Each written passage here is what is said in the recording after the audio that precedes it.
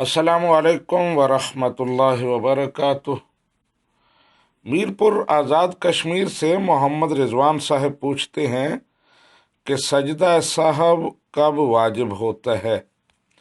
جی محمد رضوان صاحب، نماز کے اندر کچھ افعال فرض ہیں، کچھ واجب ہیں، کچھ سنت اور کچھ مستحب ہیں۔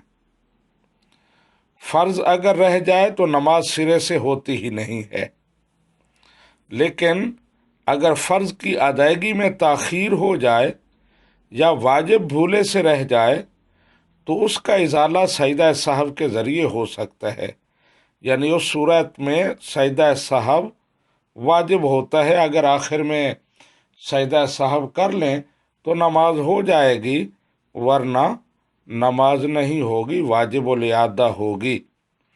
لیکن جو سنت اور مستحب اعمال ہیں وہ اگر رہ جائیں تو سجدہ سہو واجب نہیں ہوتا، نماز ہو جاتی ہے۔ مثال کے طور پر درمیانی قعدہ یعنی 2 رکعتوں کے بعد جو آپ بیٹھتے ہیں اس کے بعد کھڑا ہونا فرض ہے، یعنی تیسری رکعت کے لیے عبدہ و رسولہ کے بعد فوراً کھڑے ہو جائیں۔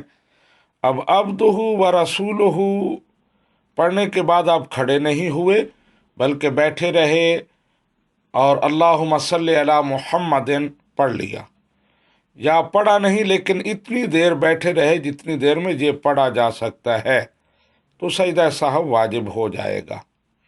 اسی طرح درمیانی قعدہ آپ نے چھوڑ دیا، یعنی دوسری رکعت کے بعد بیٹھنا تھا، بیٹھے نہیں سیدھے کھڑے ہو گئے، تو اس صورت میں درمیانی قعدہ جو واجب تھا وہ رہ گیا، تو اس پر بھی سجدہ سہو واجب ہو جائے گا۔ تو مختصر یہ کہ فرض کی ادائیگی میں تاخیر ہو جائے یا واجب رہ جائے تو سجدہ سہو واجب ہوتا ہے۔ ھذا ما عندی واللہ ورسولہ اعلم بالصواب۔